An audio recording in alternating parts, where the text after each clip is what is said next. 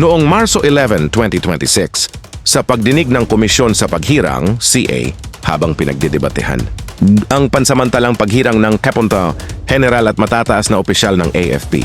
Sinabi ni Senator Rodante Marcoleta na puro satsat ang mga pahayag ni PCG, spokesperson for the West Philippine, si Rear Admiral J. Tariela, dating Senior Associate Justice Antonio Carpio, at dalubhasa sa batas ng karagatan na si J. Batong Bakal dahil sa kanyang paniniwala na walang batayan ang mga ito. Nang ipagtanggol sila ni Senator Risa Hontiveros, binatikos din niya ito. Ipinagtanggol ni Hontiveros na hindi angkop ang terminong satsat sa isang formal na pagdinig at hiniling na alisin ito mula sa mga tala ng CA. Sa huli, inaprobahan ni CA Committee on National Defense, Chair Jose Aquino Dazo na palitan ng satsat ng mga salitang tulad ng pahayag, komento o pagpapaliwanag na tinanggap naman ni Marcoleta. Huwag po sana nating sasabihin na ang mga sinasabi ni na Commodore Tariela, retired Senior Associate Chief Justice Carpio at isa pang binanggit kanina ay mga satsat. Hindi pala niya naiintindihan, satsat na sila ng satsat doon. Oh, yung Commodore Tariela naman yan. Pinayagan ba siya ng CHED na sabihin kung nasaan ang West Philippines? Dito po natin ayusin lahat ang hindi pinagkakaintindihan. Hindi yung radyo dito, TV dito, lahat salimbayan. Good morning, General Sir. You were asked about the West Philippine Sea and you just mentioned that you are obliged to protect our maritime rights. Did I hear you right, General?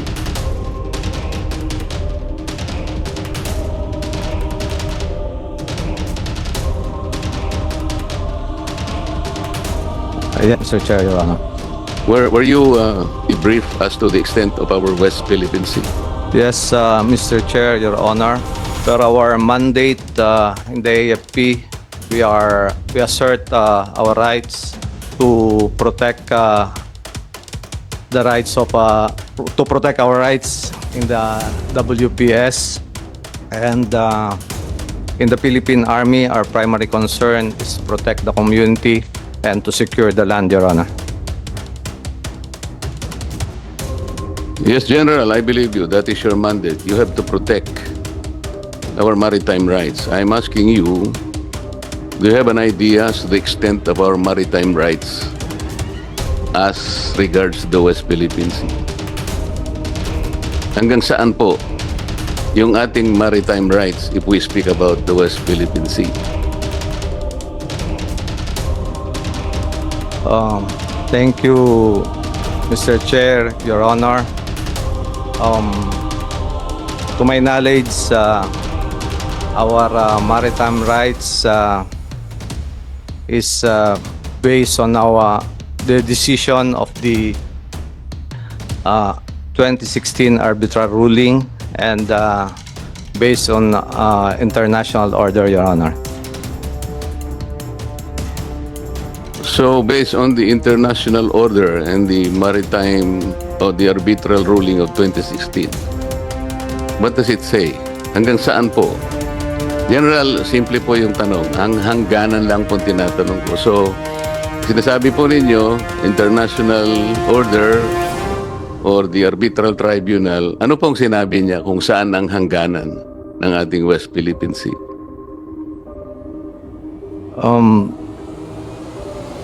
Thank you, Mr. Chair, Your Honor.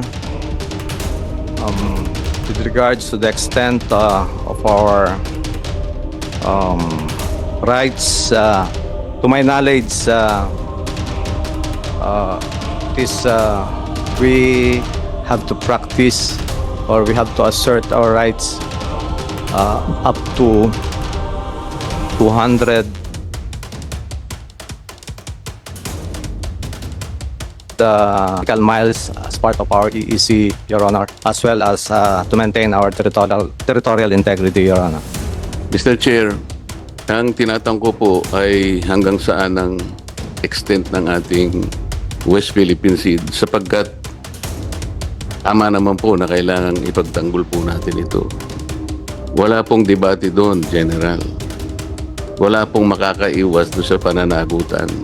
Ipagtanggol po natin ang saganang atin. Kaya nga po natin tinawag na West Philippine Sea. Hindi ko po tinatanong sa inyo yung 200 nautical miles. Kasi po yun ay tumutukoy lamang doon sa exclusive economic zone. Ang ibig po ba niyong sabihin, General, yung exclusive economic zone at saka yung West Philippine Sea, pareho?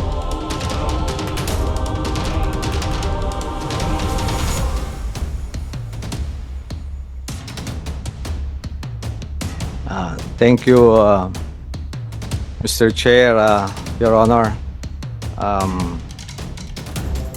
To my knowledge, Your Honor, I refrain to... Mr. Chair, if I may interject. I think Yes, Honorable, the minister is not competent of answering the questions with regard to the West Philippine Sea. Maybe we can ask other competent nominees to answer the questions that, from Senator Marcoleta. Thank you.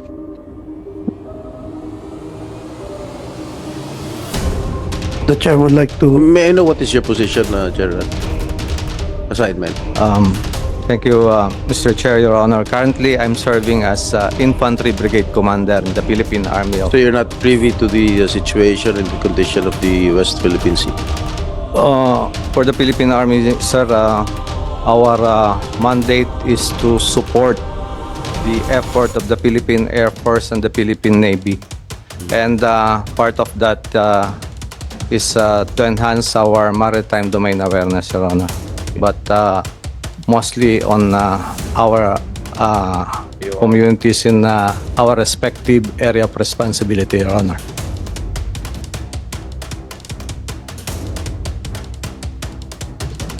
Honorable Marcoleta. Mr. Chair, kasi po, kaya ko lang naman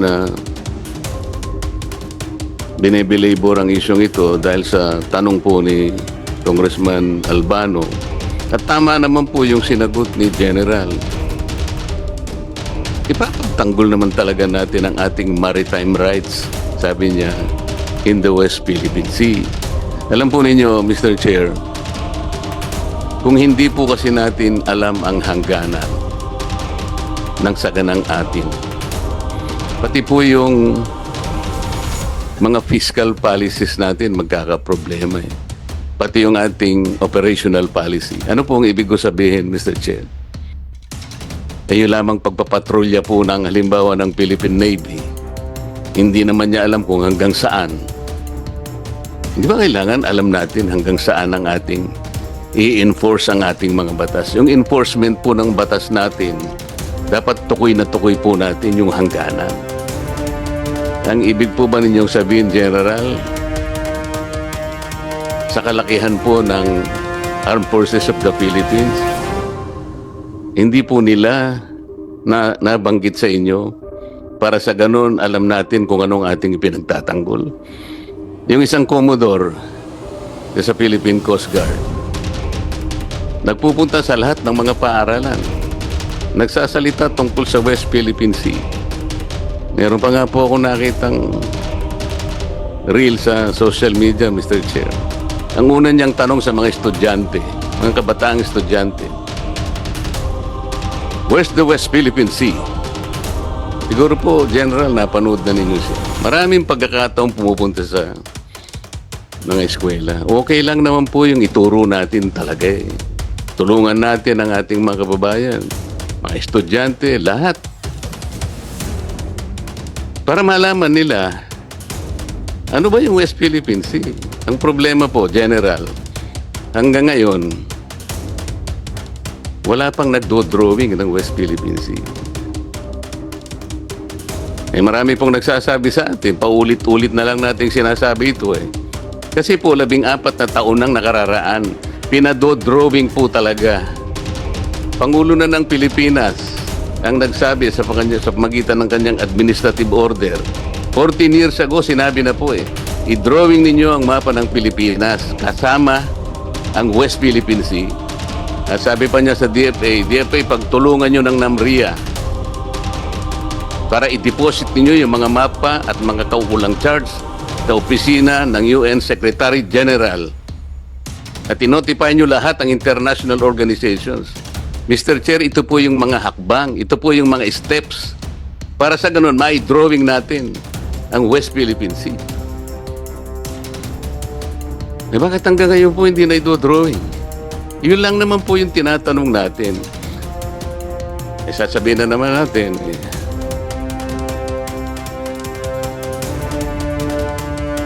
ano natin is natin? Paano po yung budget natin? Ang dami po bahin po natin ang ating GAA for 2026.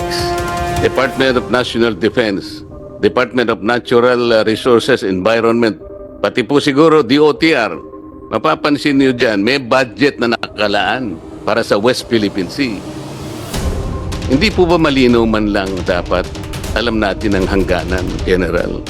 Makikipagtalo ba kayo sa akin na importante pong matukoy natin ang hangganan ng ating West Philippine Sea? Masama po ba yun, General?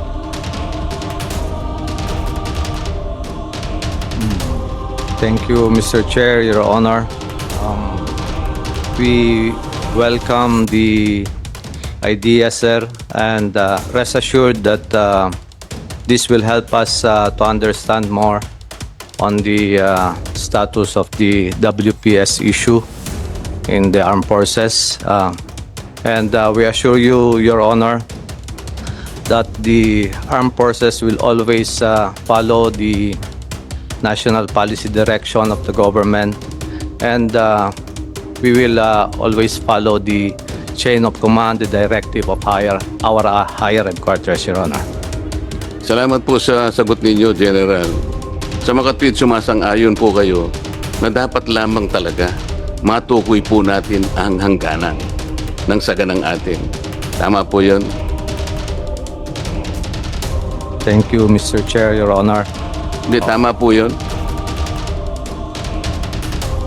Yes, Your Honor. Okay. Kasi po, General, maski po sa ating mga batas, tutukuyin ko na po, Republic Act 12064.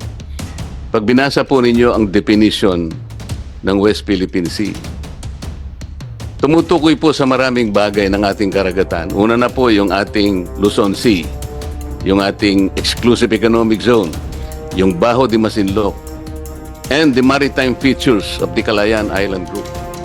Kaya kailangan po nating matukoy talaga. Yun lamang po. Meron tayong definition sa batas. Meron tayong kautusan ay binigay sa NAMRIA at sa Department of Foreign Affairs. I-drawing na yung mapa upang makilala na kung nasaan talaga ang West Philippine Sea. Tingnan po ninyo, General. 1953, kung inyo pong susuriin ang mapa ng daigdig, lalo na ang karagatan. Yung ating Eastern Seaboard, nandun po yung Philippine Sea. 2000 po, dinrawing uli yun. Kasi po, every now and then, dinudrawing talaga yun. Nandun po pati coordinates, pati charts. 1953 pa po, or 74 years ago, ng Philippine Sea, nakadrawing talaga doon. Pati ang mga coordinates niya. Kung nagawa po natin na i-drawing ang Philippine Sea on the Eastern Seaboard, bakit hindi natin kayanin i-drawing uli ang West Philippine Sea on the western side of our country? Yun po talagang dapat natin gawin. Pagsikapan. Tinatanong ko nga po kaya po nagpatawag pa nga ako ng naggawa po ako ng resolution, pinatatawag ang NAMRIA, pinatatawag po lahat ang may kinalaman sa pagdodrawing ng ating West Philippine Sea. Meron daw pong sumagot, kamakailan lang. Samantalang alam ko po, sa March 12, bukas po, uupisan sana nating ayusin ito. Ewan ko po kung totoo, meron daw sumulat sa Department of Foreign Affairs at saka sa DND. Hindi raw po daw pwedeng pag-usapan sapagkat ito po ay nag-involve ng national security. Mr. Chair, si Commodore Tariela, si retired Justice Antonio Carpio, si Batong Bakal na profesor sa UP, satsat ng satsat sa ating media. Mr. Chair, may I interject? I am not yet finished, Mr. Chair. I will request with the indulgence of the Let me finish. Senator Let me Marcoleta, finish. just I want to finish interject. my statement. If I may follow Just to on finish the my statement, immediate Mr. Chair, and then I will Mr. allow her. Salamat po. No, I'm asking the chair's permission, sir. I can wait until after Session the is Senator suspended. Marcoleta.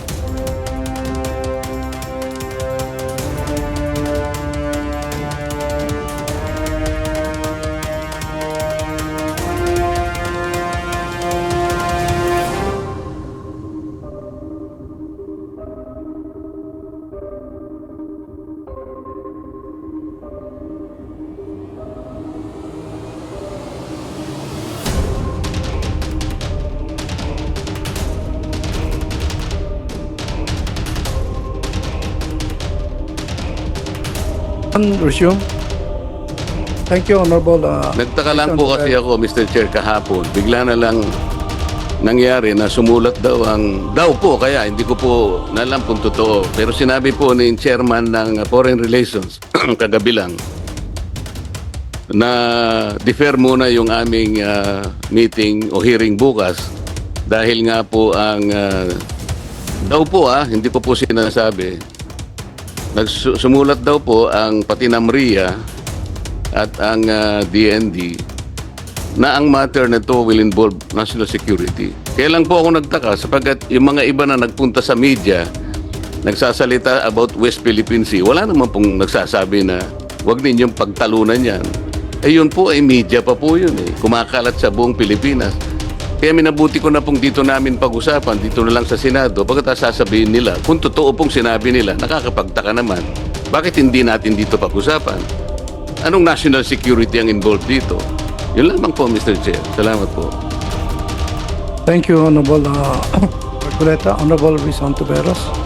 Salamat, Mr. Chair. Ang akin lang po sanang interjection kanina na nag-submit ako dun sa tamang hiling naman ng colleague na magtapos sila and based on the ruling of the chair, ay wag po sana nating sasabihin na ang mga sinasabi ni na Commodore Tariela, retired Senior Associate Chief Justice Carpio at isa pang binanggit kanina ay mga satsat. Dahil mga seryosong pananalita nila iyon, kahit kadebate man sila o hindi.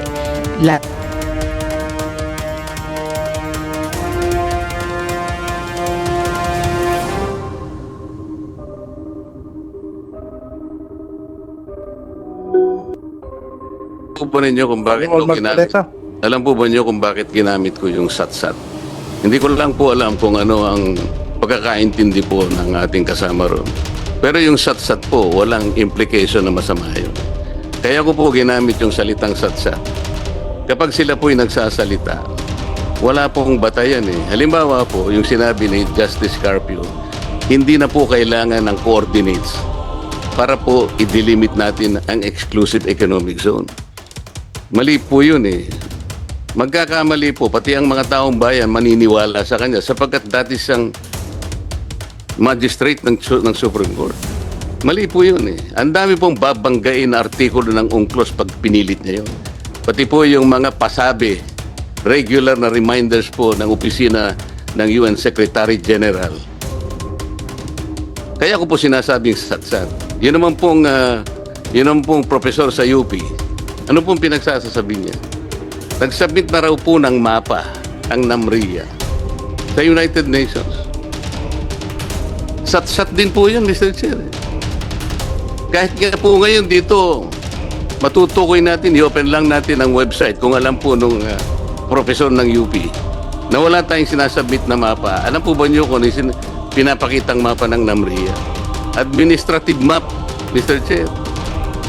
Ang administrative map only shows the political subdivisions of our country, regions, mga probinsya. Hindi po yun yung mapa na hinihingi po para sa ganon magkaroon ng hakbangin para finally ma-drawing natin ang West Philippine Sea. Marami pong proseso yun Maraming proseso yun. Hindi pala niya naiintindihan, satsat na sila ng satsat doon. Yung Commodore Tariela naman yan.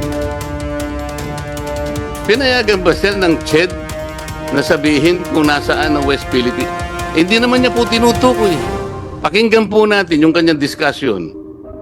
Miski isa doon, kaya ko lang po nasasabing gano'n. Lumalabas sa social media, lumalabas sa mainstream media, buong Pilipinas nagtatalakay sila. Wala isa man na nagsabi that that issue involves national security. Bakit po nung ako gumawa ng resolution para dito natin pag-usapan formally, bakit biglang naging national security? Yun lang naman ang tanong eh. Di po ba mahalaga sa kanila na ayusin natin lahat dito? Ito po ang bagay, ito po ang formal. Dito po mismo sa Senado. Dito po natin ayusin lahat ang hindi pinagkakaintindihan. Hindi yung radyo dito, TV dito, lahat sa halimbayan. Dito, yun ang gusto kong mangyari. Bigla na lang nagkaroon ng national security. Nakakapagtaka naman. Mr. Chair, that's the only point. Salamat po sa sagot ninyo, General. Talaga pong kailangan lamang na talagang yung hangganan ng ganang atin, matukoy natin, madilimit natin, yun ho ang inihingi ng batas. 14 years ago, yun po yung hahanapin ko sana sa NAMRIA. Bakit hindi niya ginawa 14 years ago na nakararaan? Para matulungan po kayo. Para hindi po kayo parang nasa kadiliman, hindi natin alam hanggang hangganan. Makatulong po sa inyo lahat yun. At tama po yung gagawin nyo. Ang mandato po ninyo, tama rin po yun. Proteksyonan ng saganang atin. Pero pangkaraniwan na, kailangan alam natin ano ang hangganan ng saganang atin. Wala pong masama doon. Salamat po, Mr. Chair. Thank you, Honorable Marcoleta. Honorable Jinggoy Mr. Chair, Estrada. maybe we can excuse the nominee. And we, I was about Work. to say that. Thank you. If there are no more inquiries, we can now excuse General Francis Carandang.